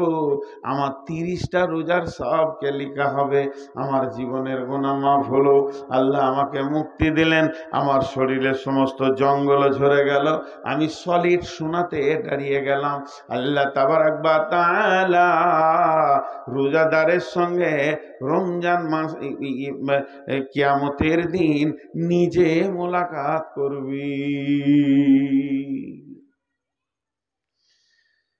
এরপরে আমি একটা হাদিস পড়েছি। জি ভাই, মাঝে একটা ছোট্ট করে কথা বলি। আমার 1 ঘন্টা বকা হলো, আর আধা ঘন্টা দিব আজকের মতো। বারবার পানি পান করছি। আমি চেয়েছিলাম যে 12টার আগে পর্যন্ত দেন। মানুষের একটা ধারণা, এই যে মৌলানা আউয়াল আছে, আমার আগে যিনি বক্তব্য রাখলেন, ভালো মানুষ। আমার নজরে আমার যতটুকুই জ্ঞান আছে, পশ্চিমবঙ্গে যতগুলো বক্তাকে আমরা বেশি বক্তা দেখি, তো উনি একটা ভালো মানুষ। এবং ওনার যে ইলমেটা আছে, আমাকে 10 বছর পড়াবে। আমাকে প্রধান বক্তা করেছেন, উনি আমাকে 10 বছর পড়াবেন, এরকম মানুষ। কিন্তু মানুষ ওনাকে তুলে দিয়ে ওর কাছ থেকে খালি আদায় নিতে চায়। আদায় নেওয়া বাদ দিয়ে যদি 2টা হাদিস শুনেন, আপনার আমার জিন্দেগি চেঞ্জ হবে। ওই যে হয়ে গেছে, এই দিল, এই করো, ও জান্নাতে গেল, সুর করে আদায় করা যায় কি না? অনেকে বলছে যায় না, আমি জানি যাই। আমি যে আলেমদেরকে জিজ্ঞেস করেছি, সুর করে আদায় করা যাবে, অসুবিধা নেই। তো আদায় করতে গিয়ে কতটা সময় যে নষ্ট হয়, সাধারণ মানুষ বুঝে না। আর আপনার নামটা যদি 2বার নাই বলে চুপচাপ যদি নামিয়ে দেন, জি ভাই, এই টাকাটা ধরেন, এটা একটা টাকা, ওইখান থেকে নিয়ে আসছেন আপনি, টাকাটা আমাকে দিচ্ছেন, দিয়ে বলছেন আমার আব্বা কবরে আছে, দোয়া করে দেন। 100 বার দোয়া চাইবেন, 100 বার, 100 বার, 100 বার, 100 বার, ঠিক আছে, ঠিক আছে, ঠিক আছে, ঠিক আছে চাওয়া যায়। অসুবিধা নেই। একটা মুসলমানের কাছ থেকে দোয়া চাবেন না তো কি চাইবেন? গালগালের চাইবেন যে আমার খানিক খিস্তি করে দেন? দোয়া চাওয়া যায়। কিন্তু এর থেকে আর এক ধাপ আপারে আছে। কি আপারে আছে বলেন তো? আমার কাছে আপনি একটা মোবাইল কিনতে এসেছেন, বলছি এই মোবাইলটা 40,000, এই মোবাইলটা হচ্ছে 42,000, 2,000 টাকা বেশি, এর থেকে এটা অনেক গুণে ভালো, তো ভালোটাই আপনি নেবেন। দুটোই 40,000, এটা ভালো এটা খারাপ, ভালোটাই আপনি গ্রহণ করবেন। এবার ভালো একটা বলি, চুপচাপ টাকাটা টেবিলে দিয়ে বসে যান। কারণ দোয়া যাকে বলছে সে আপনার কি দুশ্মন ছিল? আল্লাহর সাথে কি আপনার ঝগড়া হয়ে আছে আমি বলে দিব যে আপনার বাপ জান্নাত যাবে? তার থেকে আপনি টাকা দিয়ে যদি বলেন আল্লাহ আমি 2,000 টাকা দিলাম, আমার আব্বাকে মাফ করে দেন, আল্লাহ বেশি খুশি হবে। আমার গোলাম আমার কাছে চেয়েছে, আমার গোলাম আমার কাছে চেয়েছে, আল্লাহ এটা খুশি হবে, আল্লাহর সাথে আপনার সম্পর্ক জুড়বে। তো ভাই চুপচাপ দিয়ে দেওয়ার মতো নিয়ামত কিছু নেই। চলেন আমি হাদিসটা নিয়ে একটু ব্যাখ্যা করি। পেছনে একটা লোক বসার জায়গা পায়নি, ওকে কিভাবে জায়গা দিব? আমার চেয়ারটা দিব নাকি? অনেকক্ষণ দাঁড়িয়ে আছে, আবার বসতে যে দাঁড়িয়ে গেল, মাথাটা কাজ করছে না যে কোথায় এসেছি। অনেকক্ষণ দাঁড়িয়ে আছে, ও সেই হাঁচের টাওয়ারের মতো দাঁড়িয়ে আছে। আর এইদিকে এক মাল দাঁড়িয়েছে, ও মালটা যে কোথাকার আল্লাহ তাবারক ওয়া তাআলা জানেন। ওর বংশে কেউ বসে না কোথাও, ওর বাপ বসেনি, ওর দাদা বসেনি, তার বাপ বসেনি, তুই কেন বসবে? দাঁড়িয়ে আছে, খালি গা চুলকাইছে আর দাঁড়িয়ে আছে। আল্লাহু আকবার, আস্তাগফিরুল্লাহ। এখন আপনাদের সামনে হাদিসটা বলছি, শুনেন। বিসমিল্লাহির রহমানির রহিম। মান সামা রমাযানা ঈমানাও ওয়া ইহতিসাবা গুফিরা লাহু মা তাকাদ্দামা মিন জামবি ওয়া মান কামা কিয়ামাল লাইলি ওয়া মান কামা কিয়ামাল লাইলাতুল কদরি ঈমানাও ওয়া ইহতিসাবা গুফিরা লাহু মা তাকাদ্দামা মিন জামবি। আমার কথাটা বোঝার চেষ্টা করেন। আল্লাহ রসুলের হাদিসটা টু দি পয়েন্ট আপনাদেরকে আগে তর্জমাটা শোনাই। বিশ্বনবী বলছেন যে ঈমান ইহতেসাবের সঙ্গে 30টা রোজাকে রেখে নিল বা 29টা, তার বিগত জীবনের অনেক গুনাহ মাফ হয়ে যাবে। কোন মুফাসসিরিন বলছেন সমস্ত গুনাহ মাফ হয়ে যাবে। আর কি বললো? কিয়ামাল লাইলি বলতে মানে তারাবি যে পড়লো 8 রাকাত, প্রতিদিন কামাই করলো না, কোয়ান্টিটি রেখে দিল। আর কিয়ামাল লাইলাতুল কদরে, লাইলাতুল কদর গুলোকে যে জাগলো, আল্লাহ নবী বলছেন গুফিরা লাহু মা তাকাদ্দামা মিন জামবি, তার পূর্বে যত গুনাহ আছে সব মাফ হয়ে যাবে। আবার কারো কারো মত সব নয়, মিন জামবি বলতে অনেক গুনাহ মাফ হয়ে যাবে। এখন সহজ ভাষাতে দুটি কথা বলি। রবিবার থেকে রোজা শুরু, যেদিন রোজা শেষ হবে ঈদের নামাজ পড়ে নিব, গোটা মাসটা রোজা রেখে নিব, জীবনের গুনাহ মাফ। আলহামদুলিল্লাহ বলতে ইচ্ছা করলো না? দেখেন কত খুশি হয়ে গেছেন আপনারা। আমি আরেকবার বলছি, কে বিড়ি ধরিয়ে দিয়েছে? বিড়ির গন্ধ আমি নিতে পারি না। আরে সুবহানাল্লাহ, পেছনেই কেউ বিড়ি ধরিয়েছে। ভাই যে বিড়ি খেয়েছিস বিড়িটা ফেল, আল্লাহ তোকে তৌফিক দেখ, জাহান্নামে যে বসে খাবি, ওখানে আগুনও পাবি বিড়িও পাবি। বিড়িটা ফেল। তোকে এখন বিড়ি খেতে মন গেল? ছি ছি ছি ছি, না এখনো বন্ধ হয়েছে না। এ ব্যাগ কার? বলে রেখে দিয়ে চলে গেছে নাকি? ভালো হলো, আমি একটা ব্যাগ পেয়ে নিয়েছি। হ্যাঁ না, বিড়ির গন্ধ একদম নিতে পারি না, এত কষ্ট হয়। এবার এখানে একটা যুক্তি কথা বলছি। রোজাতে গুনাহ মাফ, ঠিক আছে না? আর আল্লাহ রসুল বলেছেন, হাদিসটা বুখারী মুসলিমের হাদিস, পৃথিবীর কারো কাটার ক্ষমতা নাই, কোনো মুফাসসির, কোনো মৌলানা, কোনো মুফতি, কোনো বক্তা কাটতে পারবে না। এটাই হাদিস, এটাই ঠিক। তাহলে সারা বছরের নামাজ পড়ে কি হবে? চালাও, চুরি করো, বাটপাড়ি করো, বেইমানি করো, লুচ্চামি করো, রান্ডিগিরি করো, বেশ্যাগিরি করো, আর যেখানে পাবে ডাকাতি করো, সুদ খাও, লুটে লাও, লুটেরাও হয়ে যাও, যা পারবে তাই করো। আর পশ্চিম দিকে যখন রোজার চাঁদ উঠে যাবে, গোসল করে মসজিদ ঢুকে পড়ো, আর ঈদের নামাজ পর্যন্ত রোজা রেখে নাও, জীবনের গুনাহ মাফ। কি বলেন? কথা বলে না? হবে কি হবে না? আরে গুনাহ মাফ হবে রোজাতে? আপনি না বলছেন কেন? নতুন বুদ্ধি বার করছেন কেন? হবে মাফ। চালান, লুটালুটি শুরু করে দেন। হ্যাঁ, যে যাকে পারবে মার্ডার করে, ছিনতাই করে, টাকা পয়সা করে লাও, সুদ খেয়ে, আবার সামনে বছর রোজা রাখবে, মা সব ক্লিয়ার। বাস দেখেন, একটা হচ্ছে শর্ত, একটা হচ্ছে মাসরুত। যখন শর্ত চলে যাই তো মাসরুত অটোমেটিক চলে যাই। এই কথাটা বুঝতে পারছেন? ইজা ফাতা শর্ত ফাতা মাসরুত। এটা শর্ত কেমন, একটা উদাহরণ দিয়ে আপনারা আমার দিকে ধ্যান দেন। আপনারা বলেছেন যে মাওলানা আপনি রমজান মাসে আমাদের এই ওয়াক্তিয়া মসজিদে তারাবি পড়ান। আমার সঙ্গে কথা হলো, কি কথা হলো, যে 30 দিনের তারাবিটা আমি পড়াবো। আপনারা বললেন যে আপনাকে ইনশাআল্লাহ 30,000 টাকা দিব, যান খুশি হয়ে। তাহলে আমার ওয়াদা তারাবি পড়াবো, আপনাদের ওয়াদা টাকা দিব, দুজন ওয়াদাতে দায়বদ্ধ হয়ে গেলাম। আমি একটাও তারাবি পড়াইনি, একটাও পড়াইনি। ঈদের দিনে টাকা নিতে এসছি, যে আমার সেই 30,000 টাকাটা।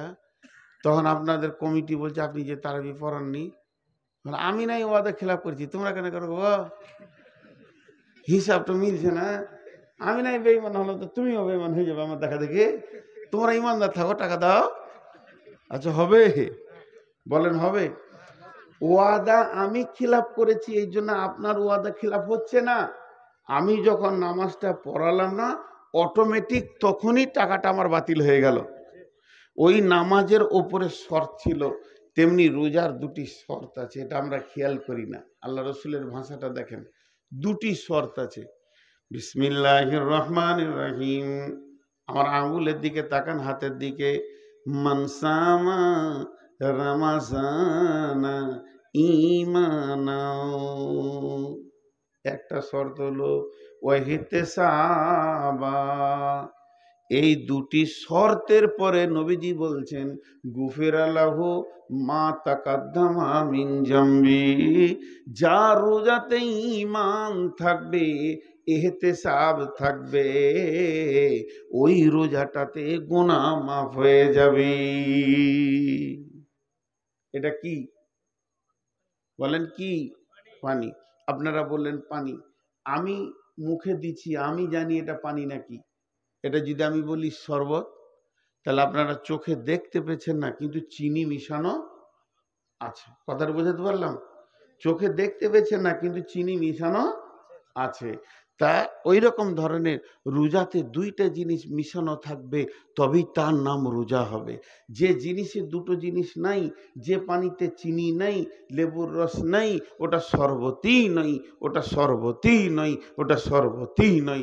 যে রোজাতে দুটো জিনিস নাই, যে রোজাতে দুটো জিনিস নাই, যে রোজাতে দুটো জিনিস নাই, ওটা রোজাই নয়, ওটা রোজাই নয়, ওটা রোজাই নয়। কথাটা বোঝাতে পারলাম? এবার সেই দুটো জিনিস শুনেলেন, একটা হলো ঈমান, একটা কি হলো? ঈমান। আমরা সকলে বলি একটা কি হলো? ঈমান। সেই ঈমানটা কেমন? আমি যে রোজা, আজকে রবিবার, শনিবার দিন চলে গেল, পশ্চিম দিকে সূর্য চাঁদ উঠে গেল, রোজার আমাদের আনন্দ এসে পৌঁছে গেল। আমি গোসল টোসল করে পরিষ্কার পরিচ্ছন্ন হয়ে এবার ঢুকলাম রোজা রাখার জন্যে। উদ্দেশ্য আমার এটাই, রোজা রাখবো, জীবনে যত গুনাহ করেছি সব আল্লাহর কাছে মাফ করিয়ে নিব।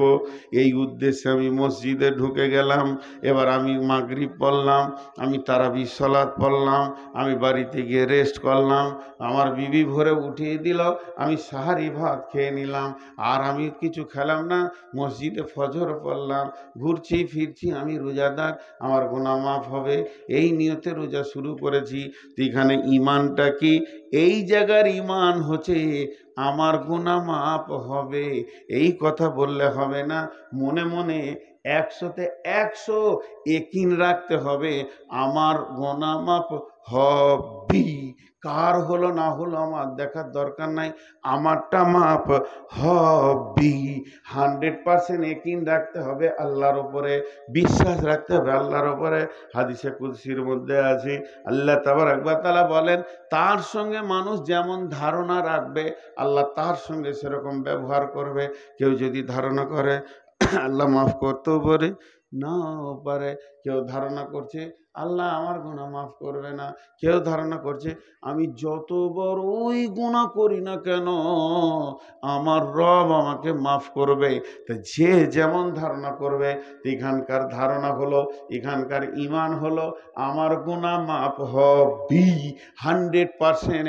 এই ঈমানে কমতি রাখলে চলবে না। আজ থেকে 20-25 বছর আগে আমাদের নামাজের শেষে সব হাত তুলে দোয়া করতাম না ভাই? যাক, ওটা আস্তে আস্তে বোঝা গেল বড় বড় আলিমরা যারা বড় বড় সার্চিং করছে, এখনকার ছেলেদের ব্রেন আল্লাহ দিয়েছেন, তারা মদিনা থেকে সার্চিং করে দেখছে যে না এগুলো বেদাত, সেগুলো আমরা ছেড়ে দিয়েছি। শুধু উদাহরণ দেওয়ার জন্য একটা জিনিস আপনাদেরকে দেখাচ্ছি। ধরেন আমি আপনাদের ইমাম, সবে কদরে রাত জেগেছি, 400-500 লোক আমার সঙ্গে সব সলাৎ পড়লো, সারা রাত নামাজ পড়ে কাঁদা কাটা। এখন ছেলেরা এসে বলছে হুজুর একটু দোয়া করেন, হজরের আর মাত্র 5 মিনিট আছে, সাহারি খেতে যাওয়া, একটু দোয়া করেন। তো কাঁদছি আমরা, মসজিদে আলোগুলোকে নিভিয়ে দিয়ে আঁধার করে দোয়া শুরু করেছি। উদাহরণ দিচ্ছি না, আমি খুব জোরে জোরে দোয়া করেছি, আল্লাহ তুমি মাফ করে দাও, এ আল্লাহ তুমি ক্ষমা করে দাও, এ আল্লাহ আমি চুরি করেছি, জেনা করেছি, ব্যভিচার করেছি, মদ খেয়েছি, আল্লাহ তুমি মাফ করে দাও, আমার মতো বড় সুদখোর কেউ নাই, আল্লাহ তুমি মাফ করে দাও, তুমি তো মাফ করবেই, এর জন্য রহমতের মাস দিয়েছো। আমার সামনে ইমাম সাহেব কাঁদছে, মজ্জেন কাঁদছে, অঝর নয়নে কাঁদছে, হাজি গাজী মাস্টার ডাক্তার সবাই যেন ডুকরে ডুকরে কাঁদছে, আর মনে মনে ভাবছে আল্লাহ মাফ হয়ে যাবে, আল্লাহ তুমি মাফ করে দাও, মাফ হবেই হবে। এরই ভিতরে একজন আমার সামনে বসে রয়েছে, হাতটা এমনিকে ধরে যাওয়া, খালি মাঝে মাঝে বলছে আমিন আমিন। ওর মনটা বলছে মাফ হতেও পারে নাও পারে। এর নাম ইমান লয়, এর নাম ইমান লয়। কথা বুঝতে পারলেন? আজ কি সুগারের চাপটা খুব বেশি মনে হচ্ছে। এর নাম ইমান লয়। এটা হলো ফাজলামা করা, এহতেসাব। দ্বিতীয় নম্বর শর্ত হলো এহতেসাব বামানা ইখতিলাস। এইখানটা তোমার কেউ দেখতে পাবে না, তুমি ছাড়া, তোমার আল্লাহ ছাড়া কেউ বুঝবে না। আমার হৃদয়ে কি আছে পৃথিবীর কারো বোঝার ক্ষমতা নাই। এই জায়গাটা আমার মাবুদের সঙ্গে সম্পর্ক। তুমি তোমার হৃদয়কে একবার জিজ্ঞেস করো তুমি কেন রোজা রেখেছ। টিউ দেখেছেন? বাইসাইকেলের টিউ দেখেছেন? আহা, একটা টিউ এনে জালসা করা দরকার ছিল। বাইসাইকেলের টিউ দেখেননি? এত লেটে কেন হ্যাঁ বলছেন ভাই? আমার রুগী আমি, আপনারা তো নন। তো একবার সকলে বলেন, একটা বাইসাইকেলের গোল টিউ, নতুন টিউ দেখেছেন? মাশাআল্লাহ। ওই টিউয়ে একটা নজেল আছে, ওই নজেলে সিরিঞ্চি বা পাম্পার লাগিয়ে দিয়ে মারলেই ওটা পাম্প হয়। একজন ভালো ব্রেনিয়ান ছেলে, আপনার গোপালপুর, এই গাঁটার নাম গোপালপুরে, অত ব্রেনিয়ান ছেলে কেউ নাই, ও বৈজ্ঞানিক হবে।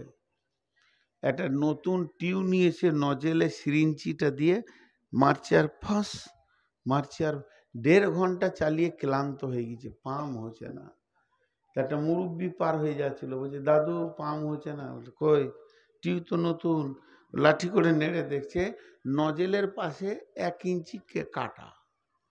তখন ও বলছে তোর টিউ যে কাটা রে ভাই, বলছে আমিই কেটেছি। আচ্ছা, ও বৈজ্ঞানিক হবে না? নিজের হাতে টিউ কেটে পাম দিছে, এর থেকে আর ব্রেনিয়ান ছেলে কে আছে? আচ্ছা, ওই টিউটা কবে পাম হবে? শুক্রবার হবে? কথা বলেন, শুক্রবার হবে, এক সপ্তাহে হবে, এক মাসে হবে, এক বছরে হবে, সূরা ইয়াসিন পড়লে হবে। হ্যাঁ হ্যাঁ, টিউ কেটে যে পাম দেয় এর মতো বোকা পৃথিবীতে নাই। কিছু লোক আছে রমজানের প্রথমে মসজিদ ঢুকে নেয়, কিন্তু ঢোকার সময় নিয়ত করে খালি ঈদ হয়ে গেলে আর মসজিদে আসবো না। টিউ কাটা পাম দেনেওয়ালা মাল হাজির হয়ে গেছে মসজিদে।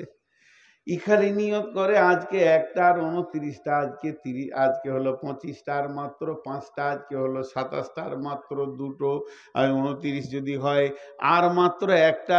যখনই পশ্চিম দিকে সওয়ালের চাঁদ উঠে গেল, মসজিদ থেকে হাত ঝেড়ে দিলে, জামা কাপড় রেডি করে আয়রন করে ঈদগাহের ময়দানে গর্দন উঁচু করে যেছে। আমার মতো আর রোজা রাখনেওয়ালা কেউ নাই। ঈদের নামাজ পড়ে বিড় করে মসজিদকে বলছে, মসজিদ রে, 1 মাস এসেছিলাম, খুব দুপুদুপি করেছি, মাফ করে দিস, আর আসবো না। পারলে জুমার দিনে দেখবো, না পারি তো মাফ করে দিস, আর আসবো না। তার মানে টিউয়ের একদিক কাটা আছে ওর। ও প্রথমেই নিয়ত করে মসজিদে ঢুকেছে, রোজার পরে আমাকে আর পাওয়া যাবে না। টিউ কাটাকে যদিও পাম করা সম্ভব থাকে, তবেই ওর গুনাহ মাফ হওয়া সম্ভব থাকবে, রোজা কবুল হওয়া সম্ভব থাকবে। তার মানে একদিক কেটে দিয়ে যেমন টিউ পাম হবে না, একটা রোজা কবুল হবে না, একটাও গুনাহ মাফ হবে না। মালটা যে চিটিংবাজ, এটা আল্লাহরকে জানাতে হবে না।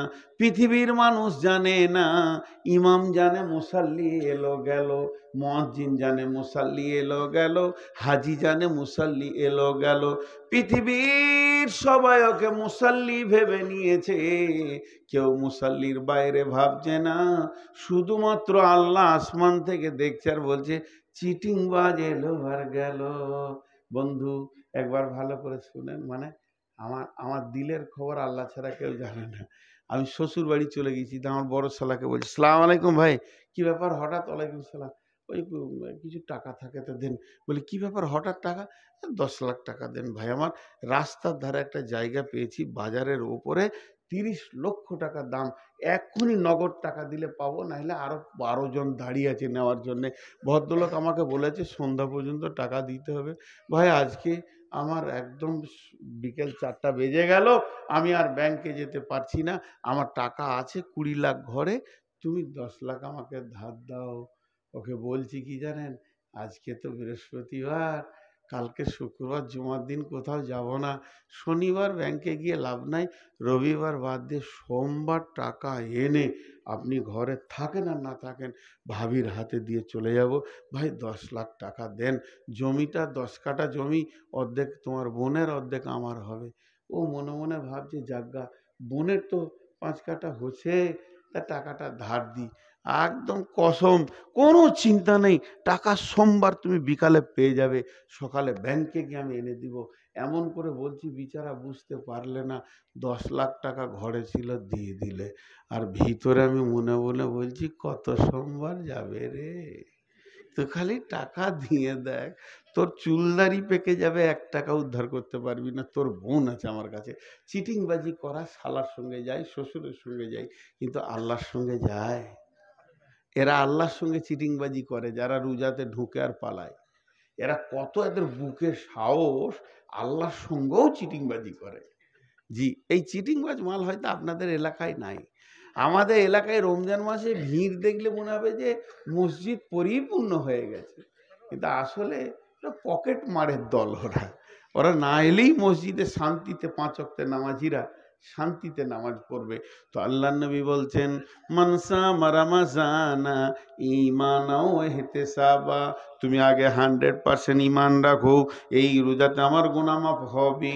আর দ্বিতীয় নম্বরে ইহতিসাব করো, তুমি ইখলাস করো, রোজা আমাকে যা জ্ঞান দিয়েছে, আমি আর জ্ঞান বশত 5 ওয়াক্তের নামাজ ছাড়বো না, আর হারাম খাবো না। আমাকে ভাত হারাম করে দিয়েছিল, রুটি হারাম করে দিয়েছিল। রমজান মাসে যদি ভাত রুটি থেকে বেঁচে থাকতে পারি, তাহলে অন্য মাসে কেন সুদ জুয়া থেকে বেঁচে থাকতে পারবো না? আমার হালাল বিবিটাকে আল্লাহ তাবারাক ওয়া তাআলা রমজান মাসে আমার জন্য হারাম করে দিয়েছিল। নিজের পরিচিত বিবিটা থেকে যদি বেঁচে থাকতে পারি, রমজান পার হয়ে গেলে পরের মেয়ের কাপড় ধরে টেনে লাভ হবে না। আল্লাহ তাবারাক ওয়া তাআলা বলছেন, নবীজি বলছেন, তুমি যদি ঈমান আর ইহতিসাব, একটা হলো গুনাহ মাফ হবেই, আর একটা হলো জ্ঞানবশত আর গুনাহ করব না, এই নিয়তে রমজান মাসে যদি ঢুকে যাও, তোমার সুসংবাদ হচ্ছে জীবনের গুনাহ মাফ। ভাইয়া, আপনারা যেভাবে বসে আছেন তাতে আমাকে আরো চালাতে হয়, কিন্তু গত পরশুদিন, কালকে জালসা ছিল না, বকতে বকতে মাথাটা দুবার ঘুরে গেছে। এই সপ্তাহতেই সুগারের চাপটা বেশি, যে এটা আল্লাহ দেওয়া, বাস আল্লাহ দিয়েছেন, শরীরে আছে। এখন দুটি কথা মসজিদ নিয়ে বলবো, রমজানের পাঠটা শেষ করে দিলাম এখান থেকে। তো আল্লাহ আমাদেরকে রোজা রাখিয়ে মুত্তাকি বানিয়ে নেন, মুত্তাকি বানিয়ে নেন। আর এই মুত্তাকি থাকতে গেলে সারা জীবন আমাদের মধ্যে 10টা গুণ থাকতে হবে। এই 10টা গুণ খালি তর্জমা করে দিয়ে তারপরে মসজিদ নিয়ে 2 মিনিট কথা বলে আমি পুরা 1:15 ছেড়ে দিব। মাত্র 15 মিনিট আপনাদের কাছ থেকে আমি ক্ষমা চেয়ে নিচ্ছি 2 ঘন্টা থেকে। বিসমিল্লাহির রহমানির রহিম। লাইসাল বিররা আন তুওয়াল্লু উজুহাকুম কিবালাল মাশরিকি ওয়াল মাগরিবি ওয়ালাকিন্নাল বিররা মান আমানা বিল্লাহি ওয়াল ইয়াউমিল আখিরি ওয়াল মালাইকাতি ওয়াল কিতাবি ওয়ান নাবিয়্যিন ওয়া আতাল মালা আলা হুব্বিহি যাবিল কুরবা ওয়াল ইয়াতামা ওয়াল মাসাকিনা ওয়াবনাস সাবিলি ওয়াসসাইলিনা ওয়া ফির রিকাব ওয়া আকামাস সালাতা ওয়া আতাজ যাকাতা ওয়াল মুফুনা বিআহদিহিম ইযা আহাদু ওয়াস-সাবিরিনা ফিল বাসাই ওয়াদ-দাররাই ওয়া হিনাল বাস উলাইকাল্লাযীনা সাদাকু ওয়া উলাইকা হুমুল মুত্তাকুন। আল্লাহ তাবারাক ওয়া তাআলা বলছেন, রোজা তোদেরকে মুত্তাকি বানিয়ে দেবে। এই মুত্তাকি যদি তোদেরকে থাকতে হয়, তাহলে শুধু পূর্ব পশ্চিমে মাথা ঠুকে দিলে হবে না। আল্লাহর ওপর ঈমান আনতে হবে, আখিরাতের ওপর ঈমান আনতে হবে, ফেরেশতার ওপর ঈমান আনতে হবে, কিতাবের ওপর ঈমান আনতে হবে, নবীদের ওপর ঈমান আনতে হবে, মাল দান করতে হবে এবং সালাত আদায় করতে হবে, যাকাত দিতে হবে, ওয়াদা করলে ওয়াদা পূরণ করতে হবে, বিপদ আপদে আর আপনার কিনা জিহাদের ময়দানে ধৈর্য ধারণ করতে হবে।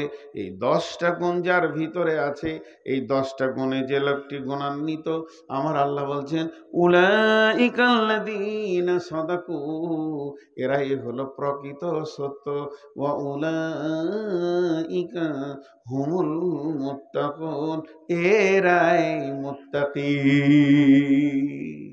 আমি আপনাকে একটা ফুল গাছ দিলাম, সেই গাছটাকে রাখবেন কিভাবে? টবে রাখতে হবে, পানি দিতে হবে, ছায়াতে রাখতে হবে, মরা পাতা ভাঙতে হবে, তাকে ছাঁটতে হবে, জোর সার দিতে হবে, তবেই সেটা থাকবে। তাহলে রোজা রাখলে মানুষ মুত্তাকি হয়ে যায়, মুত্তাকি আল্লাহ বানিয়ে নেন। এই মুত্তাকিত্বটাকে যদি রাখতে হয়, দীর্ঘদিন জিয়ে রাখতে হয়, দীর্ঘদিন বাঁচিয়ে রাখতে হয়, তো অন্য আয়াত বলছে তোকে আল্লাহর ওপর ঈমান আনতে হবে, আখিরাতের ওপর ঈমান আনতে হবে, কোরআনের ওপর ঈমান আনতে হবে, নবীদের ওপর ঈমান আনতে হবে, ফেরেশতার ওপর ঈমান আনতে হবে, 5টা মাল দান করতে হবে, রোজা নামাজ পড়তে হবে, যাকাত দিতে হবে, ওয়াদা করলে ওয়াদা পূরণ করতে হবে, এবং বিপদ আপদে তোকে জিহাদের ময়দানে ধৈর্য ধারণ করতে হবে। এই 10টা গুণ যার ভিতরে থাকবে, আমার আল্লাহ বলছেন ওই লোকটা হলো প্রকৃত মুত্তাকি।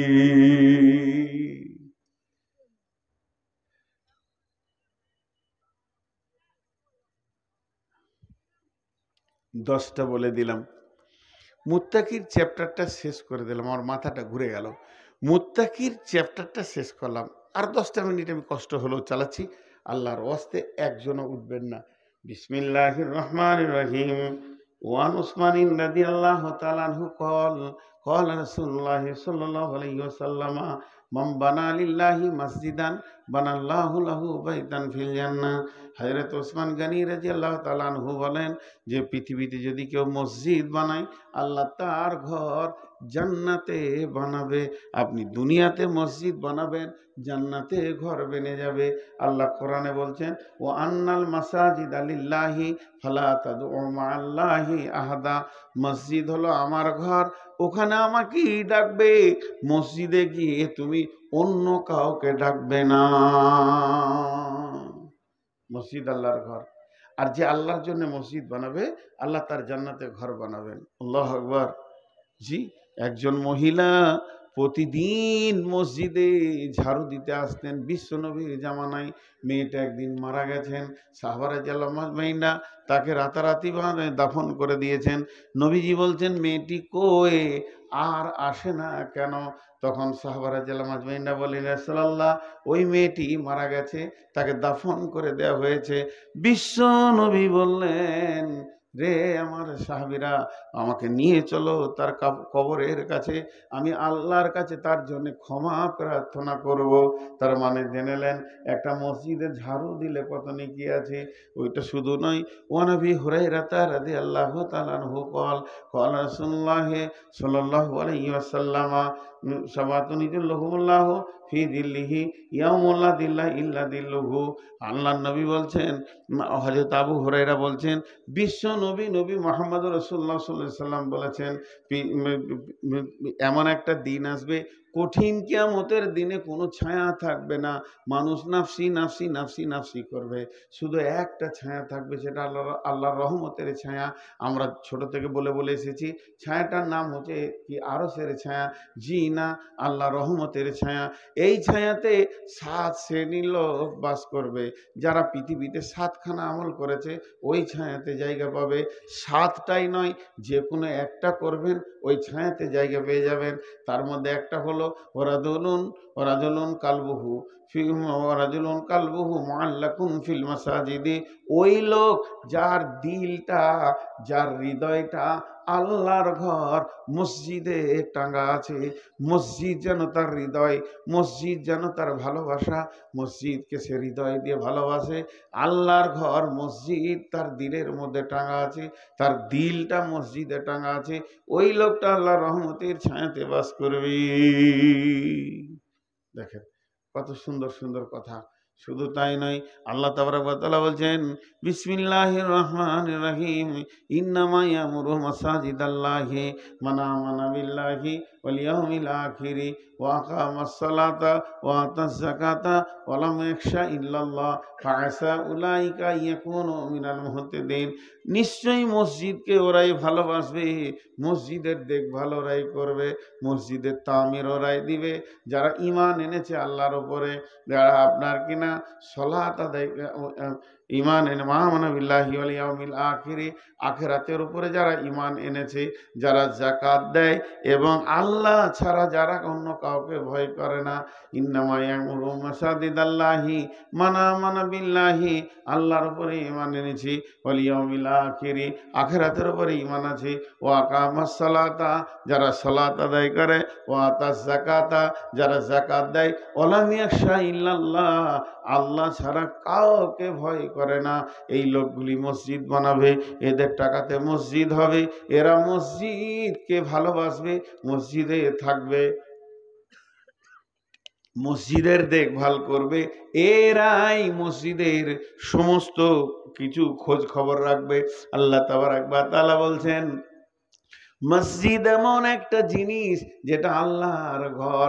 আল্লাহ তাবারাক ওয়া তাআলা বলছেন ফালিয়াবুদু রব্বা হাদাল বাইত। এটা কাবা শরীফকে কেন্দ্র করে আয়াতটা নাজিল হয়েছে। আমি যদি আপনাদের মসজিদের দিকে এরকম করে আঙ্গুলটা তুলে বলি ফালিয়াবুদু রব্বা হাদাল বাইত, এই ঘরের যে মালিক অর্থাৎ মসজিদের যে মালিক, মসজিদের ঘরটা যে মানে যে মালিক, ওকে তোমরা ইবাদত করো। আল্লাযী আতামাহুম মিন জুইন ওয়া আমানাহুম মিন খাউফ। এই ঘরের মালিক দুইখানা প্রাইজ দেবে, একটা হলো তোমাদেরকে খাওয়াবে, অভাব দেখাবে না। দ্বিতীয় নম্বর হলো এই ঘরের মালিক তোমাদেরকে আমান দেবে, নিরাপত্তা দেবে, তোমাদের গায়ে কেউ হাত দেবে না। আজকে যেখানে সেখানে মুসলমানকে কাটছে মারছে এটাও পারবে না, যদি ওই ঘরের মালিককে তোমরা রাজি রাখতে পারো। ভাইয়েরা আমার, 7টা মিনিট আপনাদের কাছে আমি কিছু চাইছি। কেউ আছেন 2000, 5000, 10,000 দেনেওয়ালা? 7টা মিনিট ঠিক 15তে ছাড়ব। 1 ঘন্টা 45 মিনিট আপনাদের কাছে থাকছি। আল্লাহর গোলাম কেউ আছেন দেনেওয়ালা? আপনি এখানে মসজিদে দেবেন, আপনার বদলা আখেরাতে পেয়ে যাবেন।